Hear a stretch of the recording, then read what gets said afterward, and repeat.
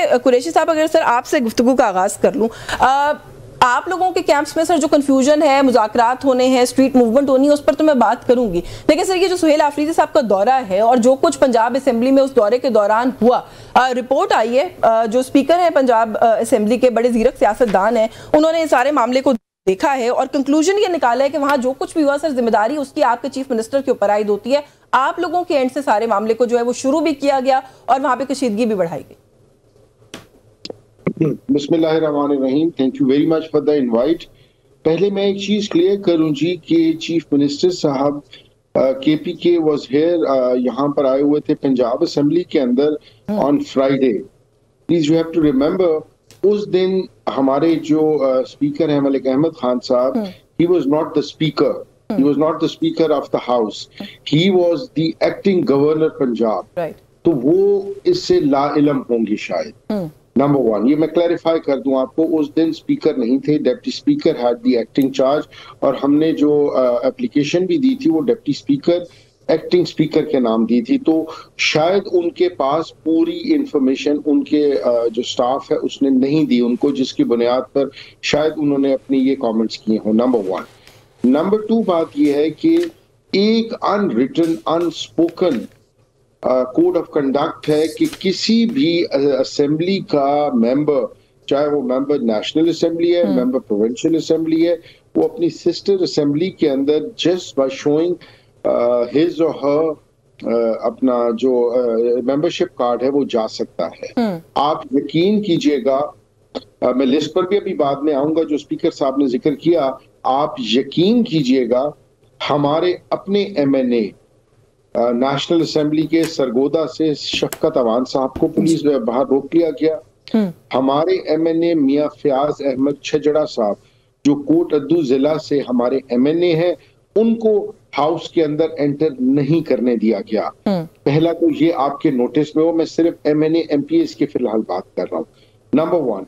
Number two, बात ये है कि वहां पर एक्चुअली जो भगदड़ मची, आप विजुअल्स चेक कर लें, वहां पर जो क्यास मचा वो सिर्फ इसलिए मचा मेन कि वहां पर पंजाब गवर्नमेंट के पब्लिक जो रिलेशन ऑफिस है उसके अपना जो मिनिस्टर इंफॉर्मेशन के अंडर जो आता है, उन्होंने ऐसे लोग वहां पर भेजे हुए थे, यूट्यूबर्स बनाकर, ऐसे लोग उन्होंने मीडिया के बनाकर भेजे हुए थे कि जब सर ये तो देखिए ना, दोनों तरफ जिम्मेदारी आप एक दूसरे के ऊपर डाल रहे हैं, लेकिन जो बात अभी आपने की, उन्होंने स्टेटमेंट नहीं दी है। सर आपने शायद नजर से आपकी गुजरी होगी, एक फैक्ट फाइंडिंग रिपोर्ट आई है पूरी, मलिक साहब थे हाउस में या नहीं उससे फर्क नहीं पड़ता, उनको ये पूरी तफसीली रिपोर्ट दी गई है जिसमें कंक्लूजन ये दिया गया है कि आप जिम्मेदार हैं, और दूसरी बात ये कि आपकी जात पर भी जिम्मेदारी डाली गई है और कहा गया है कि आपने सही क्रेडेंशियल्स प्रोवाइड नहीं किए थे, जिसकी वजह से कंफ्यूजन।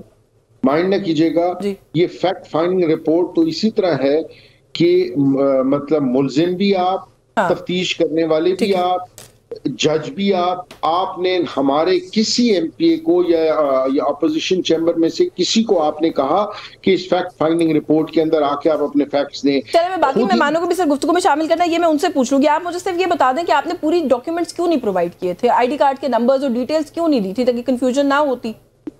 देखिए, मैं आपको बताऊं, ये मैं आप कहें तो मैं अभी आपको भेज देता हूँ। ठीक है।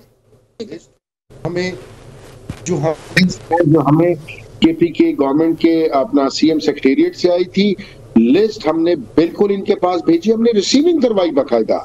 चले, ये अच्छा हुआ सर, ये वजाहत होगी, क्योंकि आपके ऊपर ये क्वेश्चन उठाया गया था कि ऑपोजिशन लीडर ने ये चीजें पूरी नहीं पहुंचाई। हुज़ैफा रहमान साहब, सर पंजाबी हैं हम, मेहमान आ गए बाहर से पंजाब में और हमने उनके साथ जो कुछ किया वो मेरा ख्याल है कि it's all over the place, उसकी तफसील में जाने की जरूरत नहीं है। जो बात अभी कुरैशी साहब कर रहे हैं वो ये कह रहे हैं कि जी आप जो है वो सिचुएशन क्रिएट भी खुद करें, उसकी इन्वेस्टिगेशन भी खुद करें, उसके जज भी खुद बन जाएं, फैसला गवाही भी खुद दे दे और फैसला भी खुद सुना दे। और गवाही की बात मैं इसलिए कर रही हूँ कि सर इसके अंदर ये जो डॉक्यूमेंट्स अटैच किए गए हैं, सब कुछ अटैच किया गया है, लेकिन जो दूसरी अग्रीव्ड पार्टी है उनका कोई मौकफ इस फैक्ट फाइंडिंग रिपोर्ट के अंदर, जिस किसी ने भी इन्वेस्टिगेट किया उसने इनको ऑन बोर्ड ही नहीं लिया, इस दूसरी पार्टी को सुने बगैर ही फैसला कर दिया कि ये जिम्मेदार है। तो ये किस किस्म की इन्वेस्टिगेशन है सर? जी बहुत शुक्रिया यशमीन जमाल साहिबा, जिस तरह आपने मेरे भाई अपोजिशन लीडर पंजाब को जो है वो पेशेंट ऑडियंस दी है, मुझे आप 2-3 मिनट देंगी तो मैं अपना केस आपके सामने रख पाऊंगा। पहली गुजारिश तो ये है कि बिल्कुल हम पंजाबी हैं, पंजाबी में ये भी बताया जाता है कि अगर किसी बंदे को अपनी इज्जत का खुद एहसास ना हो तो कोई दूसरा उसकी इज्जत नहीं कर सकता। और जब आप कुछ मनसब पे बैठते हैं तो उस मनसब की जिम्मेदारी ये होती है कि आपने अपने से नीचे मातहत किसी बंदे के गले नहीं पड़ना होता। और अगर किसी स्टेज पे आपको फील भी हो कि ये बंदा मेरे साथ ज्यादती करने जा रहा है तो आपको अपने स्टेचर का जरूर पता होना चाहिए। एक तो अपोजिशन लीडर पंजाब जो है, मुझे नहीं पता है पहली दफा असेंबली में है या दूसरी दफा है, अगर ये पंजाब असेंबली में बेशतर दफा ऐसा हुआ है गैर मामूली हालात हो तो एमएनएस को भी रोक दिया जाता है। हालांकि एमएनएस की प्रिविलेज है, साबका एमएनएस भी किसी भी सूबाई असेंबली में अलाउ होते हैं, सिटिंग एमएनए की तो प्रिविलेज बहुत ऊपर होती है। लेकिन अगर कोई जिस तरीके से वजीर आला साहब आ रहे थे तो ज़ाहिर हर किसी की सिक्योरिटी क्लियरेंस होती है और एन मुमकिन है कि मैं चूंकि ज़ाहिर है इनके बात को ही अगर दुरुस्त मान लो कि लिस्ट प्रोवाइड की थी, उस लिस्ट में से कुछ लोगों को अलाउ किया गया और उनके नाम सार्जेंट एंड आर्म के पास बाहर मौजूद थे। तो अगर इस बात का लिहाज वजीर आला या वजीर आला के साथ आया हुआ कोई वजीर नहीं कर रहा कि मेरे इस वर्कर को इसका नाम इस लिस्ट में मौजूद नहीं है तो ये इस सार्जेंट आर्म के गले ना पड़े, वो उसको अपनी कैपेसिटी के मुताबिक बदतमीजी कर रहे हैं तो सार्जेंट आर्म ने अपनी कैपेसिटी के मुताबिक बदतमीजी करनी है। इज्जत इंसान के अपने हाथ में होती है। ये ऐसे ही है कि मैं वजीर आजम साहब का मामले खसूसी हूँ, असेंबली में मैं जा सकता हूँ, बात कर सकता हूँ, बैठ सकता हूँ, मैं अपने डायरेक्टर को लेकर चला जाऊं क्योंकि मैं एमएनए नहीं हूं तो ज़ाहिर है मेरा वहां पर उसका चैम्बर मौजूद नहीं होगा बीइंग फेडरल मिनिस्टर। तो अगर उसको कहीं रोका जाए, इज्जत का तकाजा यही है कि मैं अंदर जाऊं और अंदर से कन्वे करवा दूं कि जी मेरे डायरेक्टर को अंदर आने दिया जाए, ना कि मैं वहां पर किसी के गले पड़ जाऊं। मैं जिसको जो बात कहूंगा वो अपनी कैपेसिटी के मुताबिक मुझे वापस लौटा देगा। मैं बीइंग वजीर अगर किसी की इज्जत नहीं कर रहा तो वो एक चपरासी लेवल का बंदा या सार्जेंट आर्म लेवल का बंदा मेरी इज्जत कैसे करेगा। आपने हमेशा इनकी आप हिस्ट्री देख लें, 2010-11 तक जो ट्रेनिंग की है इनके लीडर ने, हर जगह बदतमीजी, राइट को छीन के लेना, मुसल्ला जिदोजहद करना, ये बाइज्जत तरीका ये था कि वज़ीर आला साहब खुद कहते हैं अपने कैबिनेट के लोगों को भाई जिन जिन के नाम लिस्ट में मौजूद है मेरे साथ अंदर जाएंगे। अब तो ये कंसर्न इनकी तरफ से उठाया जा रहा है। चीफ मिनिस्टर साहब ने कहा है कि आप लोगों के लोगों ने इनकी ट्रोलिंग की है और जो चीफ मिनिस्टर साहब है उनके खिलाफ गलत ज़बान इस्तेमाल की है, सोशल मीडिया पर बदतमीजी की है। जी आप सवाल ले लें, मैं फिर गुजारिश करता हूं। देखें, ये एवेलुएट करना तो आपका और व्यूअर्स का काम है कि अगर एक वजीर आला अपने कैबिनेट मिनिस्टर्स के साथ गया और कुछ लोगों को अंदर जाने नहीं दिया जा रहा था तो उनके गले पड़ने की या बदतमीजी की जरूरत नहीं थी। मैं तो ओवरऑल दौरे की बात कर रही हूं, चले वो तो एक इंसिडेंट है ना पंजाब असेंबली का, मैं तो ओवरऑल बात कर रही हूं कि वहां पे ओवरऑल जो उसको भी रिस्पॉन्ड कर रहा हूं। अब अगर आप मुझे देंगी 2 मिनट पूरे दौरे को भी रिस्पॉन्ड कर देता हूं। तो तरीकेकार यही था कि आप अपने कैबिनेट मेंबर्स जो लोग अलाउ थे वो पार्लिमानी पार्टी की मीटिंग में शिरकत करते, बाहर आते, आप यही बात एक मीडिया के 4 लोगों को बताकर चले जाते कि जी ये सलूक किया गया है, आज हमारे पास अपने दिफा में कहने को कुछ ना होता। अब आप कह रही हैं, मैं शुरू होता हूं अटक से, आपको ब्लू बुक के मुताबिक जीरो ट्रैफिक प्रोटोकॉल दिया गया, जो वजीर आला पंजाब से जितनी गाड़ियां ड्यूटी करती है उतनी आपके साथ थी, उसमें कम से कम 250-300 टोटल एहलकार थे जिसमें एम्बुलेंस, रेस्क्यू सारे लोग थे। कहीं आपका नहीं था कि मैंने किसी सर्विस एरिया, नहीं, इंटरचेंज पे उतरना है। सर्विस एरिया आप रुकते हैं, बिल्कुल रुकते हैं, कोई रुकावटें नहीं थी। मुख्तलिफ इंटरचेंजेस पर आपने क्या हमें अपने शेड्यूल में बताया था, और एक तरफ आप जब आपने शेड्यूल शेयर किया तो कोई ऐसा मामला नहीं था जो वीडियो लंदन में शेयर हुई। सर वैसे मुझे मैं आपको इंटरप्ट करूंगी, नहीं गुजारिश मेरी भी सुन लेना सर, आपकी गुफ्तगू मुझे समझ नहीं आ रही इसलिए इंटरप्ट कर रही हूं। आप तो इस तरह से कह रहे हैं कि जैसे कोई फॉरेन डिग्नेटरी आया हुआ था, उसकी एक एक मूवमेंट हमें मॉनिटर करने की जरूरत थी। पाकिस्तान के शहरी है, पाकिस्तान के सूबे के चीफ मिनिस्टर है, इस मुल्क के अवाम को लेकर मूव कर रहे थे, एक मिनट की आपको स्केड्यूल देने की क्या जरूरत थी? आपको इस बात का पता है कि ये बात आप तो ऐसे कह रही हैं, अल्लाह ना करे कोई नाखुशगवार वाकया हो जाता। बेनजीर भुट्टो सिर्फ और सिर्फ फॉर्मर प्राइम मिनिस्टर थे, सऊद अजीज से गलती ये हुई थी कि उसने खून पोस्टमार्टम से पहले धुलवा दिया, 20 साल उसकी पूरी नौकरी खत्म हो गई। तो बेसिकली बात यह है कि जिस सूबे से हमारी कॉन्फ्रंटेशन चल रही हो, बदतमीजी अरूज पर हो, उस सूबे का वजीर आला मैं आपको भी गुफ्तगू में शामिल करना चाह रही हूँ सर, लेकिन बात इतनी सी है कि पंजाब हुकूमत की तर्जुमान जो है वो दौरे के आगाज से पहले अपने सोशल मीडिया हैंडल पर जाकर ये कहें कि सियासत की आड़ में हम आपको मंशियात फरोशी नहीं करने देंगे, पंजाब में ये वेलकम नहीं होता, ये तमीज या सियासी वो ये मुनासिब नहीं था। मैं समझता हूँ कि ना होता तो अच्छा होता। और जो यानी आदतें नस्लों का पता देती हैं, मियां नवाज शरीफ साहब की में ट्रेनिंग ऐसी नहीं है। मैं समझता हूँ कि अगर वो मंशियात भी बेचते हैं, नहीं मैं आपको अप्रिशिएट करूंगी, फिर अगर आप ये मान रहे हैं कि ये नहीं होना चाहिए तो मैं आपकी तारीफ करूंगी कि मुझे आगे तो चले ना जी, मुझे तो चलने दें।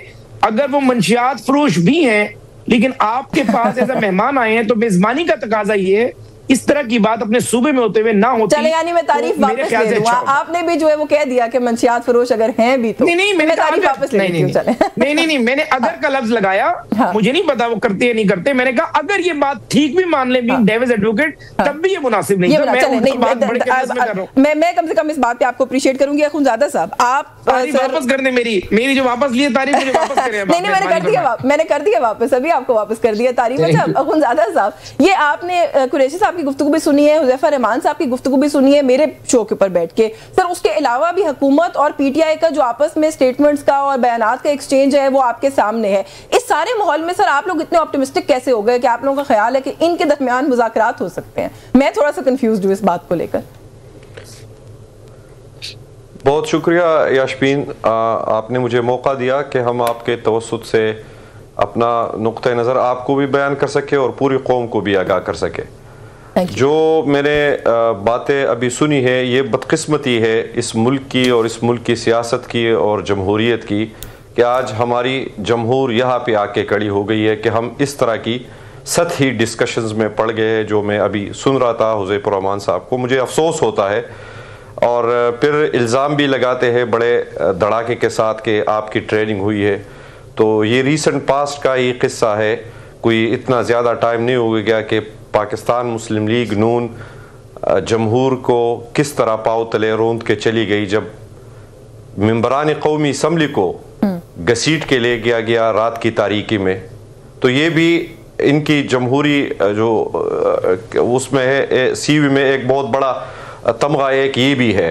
तो मैं समझता हूं कि हमें पाकिस्तान को इस दायरों के सफ़र से निकालना होगा।